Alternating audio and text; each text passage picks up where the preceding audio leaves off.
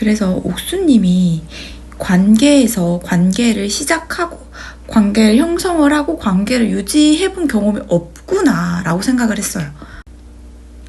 그래서 영수님과도 어떤 정서적인 교감을 못하는 거예요. 관계적으로도 미성숙함을 계속 보이니까 영수님이 옥수님은 자신이 계속 챙겨줘야 될 것 같고 이런 여동생처럼 느낀다는 거죠. 그런데 성장의 가능성이 있는 20대에는 괜찮아요. 근데 30대 후반이 돼서도 이런 관계 형성에 대한 경험이 없고 그래서 인성적으로나 성격적으로 성장하지를 못하면 그러면 이 사람 변하지 않을 사람이라는 도장이 찍히는 거예요.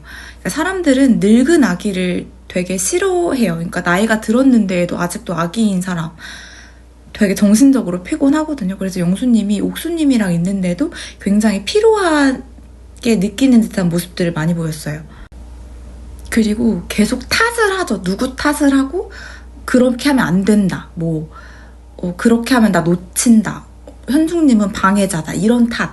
저라면 영수님이 어쨌건 간에 자신이랑 계속 대화를 하려고 하고 자신을 뭔가 조금 챙겨주려고 했던 모습들에 대해서 고마움을 좀 얘기를 한다든지 이런 배려들을 좀 많이 했을 텐데 영수님에 대해서 배려나 어떤 고마움에 대한 표현이나 대화를 하려는 의지? 그러니까 대화를 이끌어내려는 의지? 상대방을 편안하게 만들어주려는 노력들이 전혀 보이지가 않았거든요.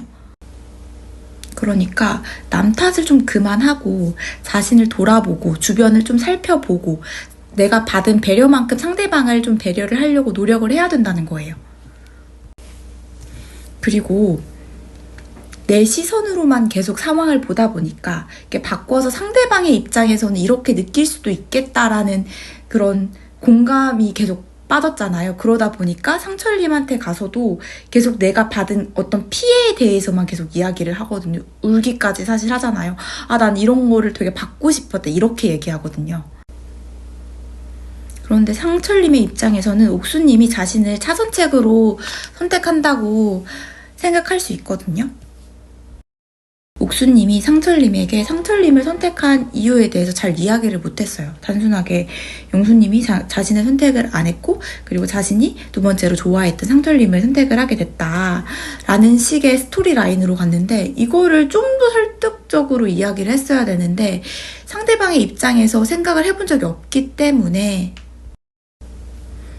그 부분에 대해서는 계속 이야기를 못하는 거죠. 혹은 내가 영수님과 잘 되지 않아서 상철님을 좀 알아봐야겠다라고 생각이 됐다면 상철님에 대해서 뭔가 질문을 하거나 상철님에 대해서 더 신중하게 알아보려는 그런 대화 태도를 보여야 하는데 그게 아니라 되게 성급하게 말을 하고 우리가 운명이다. 이런 사람을 찾고 있었다. 이런 식으로만 계속 얘기를 하다 보니까 상철님 입장에서는 이 사람이 되게 미성숙하고 진지하지 않고 자신을 진중하게 생각하지 않는다고 생각할 수가 있는 거죠.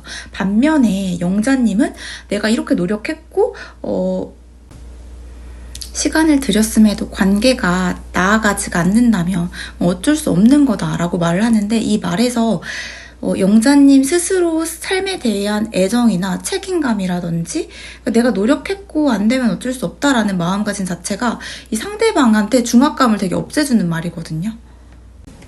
근데 옥수님은 반면에 예고편에서 나온 것처럼 그 결정을 좀 미루면 어떠냐 이렇게 얘기를 하면서 사실 그 말 자체가 자신의 삶에 대해서, 그러니까 자신에 대해서도 되게 아껴주지 않는다라는 게 보여요. 그러니까 이게 되게 아이처럼 보인다는 거예요. 우리는 노력함에도 불구하고 안 되는 것들이 있잖아요.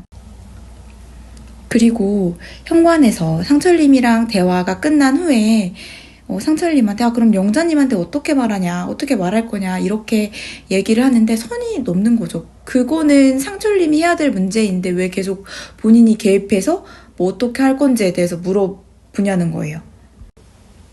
그리고 순자님한테 가서도 하지 않아도 될 말들을 하거든요. 상철님이 자신을 이렇게 선택할 것처럼, 그러니까 자신을 마음에 들어하고 우리가 운명이다 이런 말을 하는데 굳이 왜 하냐는 거예요. 그러니까 마지막엔 미안해서라는 말을 덧붙이지만 사실은 자신의 어떤 감정적인 미성숙한 감정을 충족받기 위해서 그런 거잖아요. 그리고 그 감정을 충족받기 위해서 뭐 순자님이나 상철님을 이용하고 있는 거잖아요. 진짜 그 관계를 원해서 그런 게 아니라. 거기다 이런 행동들이 너무 뻔히 잘 드러나고 잘 읽히고 근데 얻은 건 아무것도 없다. 평판을 얻은 것도 아니고 어떤 남자 여자의 관계에서도 나아진 것도 아니고 내가 원하는 남자를 성취한 것도 아니다. 얻은 게 아무것도 없다. 그러면 이 기수가 마치고 집에 가서도 이렇게 생각하겠죠. 아, 내가 너무 운이 안 좋았어. 그러니까 내 상황이 너무 나쁘고 나는 왜 이렇게 항상 비참한 결과가 있을까. 아, 나는 내가 이거 출연하기 며칠 전에 알게 돼서 다급한 마음에 갔기 때문에 이런 결과를 얻은 거야. 아, 난 너무 상황이 좋지 않아.